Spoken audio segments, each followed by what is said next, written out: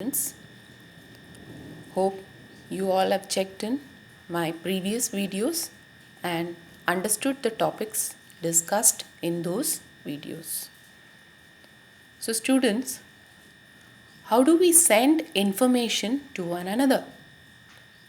So the answer to it is we send information by telephone or by writing to them.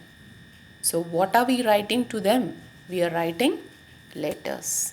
So students, the topic for discussion today is letter writing. So let's see how exactly we write a letter and what are the categories involved in letters. So now coming to the kinds of letters. Basically, there are two kinds of letters. One is a informal letter. As the name itself says, there is as such no particular form or organized way of writing it, because we are writing these letters to parents, friends or relatives.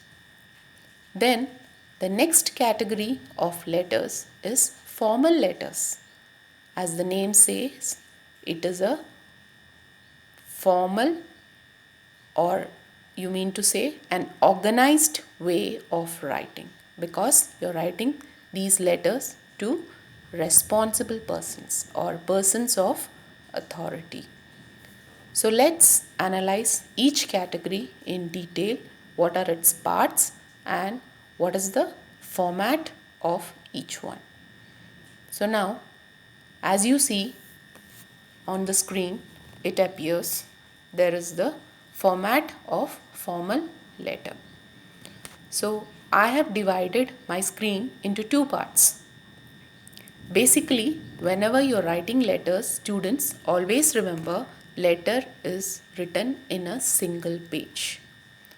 Just to make you understand the concept of the letter, the parts involved in it, I have divided in two parts. So the first part involves sender's address, the date and receiver's address. So sender's address and receiver's address both are written in 3 lines only as such. Then how exactly do you write the date? Date is written in the particular format which is appearing on the screen. Firstly, the day, that is 20th, then the month April, and then the year 2020 or 2020. So do you notice in the heading of the letter there are 2 lines left. One is after the sender's address and another one is after the date. So after the sender's address, after the 3 lines, you're supposed to leave 1 line and then write the date, and again you're leaving 1 line and then writing the receiver's address. Then coming to the next part on the screen, that is the salutation, body of the letter and subscription. So let's analyze each heading in detail. So after the receiver's address, you're supposed to leave 1 line and write the salutation. What is the meaning of salutation? Salutation is nothing but how do you address the person. Addressing a person, you are using either sir or madam. So as I have written over there, respected sir, and put a comma. Just underneath the comma in the next line, I have started with my subject. So subject is begun just underneath the salutation, after the just below the comma. So subject should consist of only 4 to 6 words, not more than that. Then after the subject, just beneath it, you're starting with the body of the letter. Body of the letter means what exactly the letter is dealing with, the matter concerned, what you want to make the other person know. So this is the body of the letter. So body of the letter will consist of only 3 to 4 paragraphs.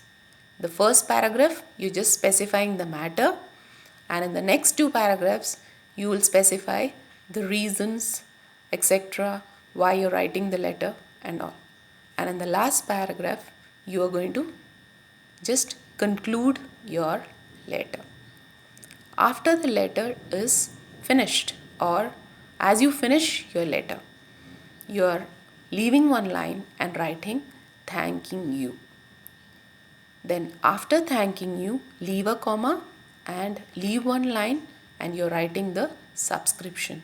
Subscription is nothing but a formal way of taking leave. That is, you are ending the letter and you are trying to end it in a proper way. So, in formal letters, the words used for subscription is yours truly. You might see the words are appearing on your screen. As you finish off the subscription, you are signing off. Signing off, students, you are not supposed to put your signature. You are only leaving 2 lines and writing the name, your name. So I hope the format of formal letter is clear. Now let's move on further.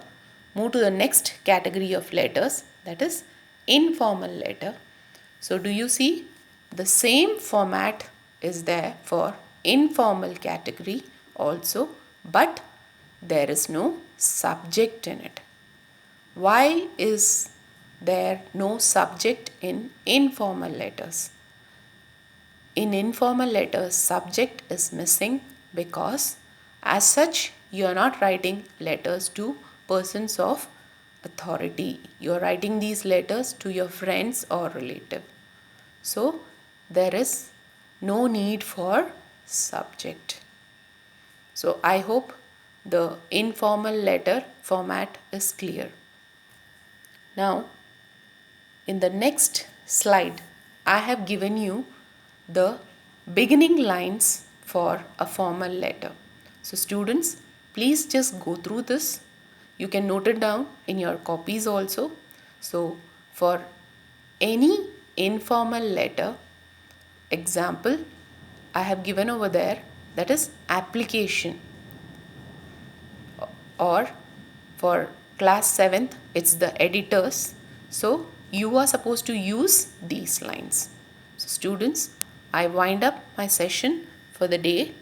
That's all, and I'll come up with the next topic another day. Thank you.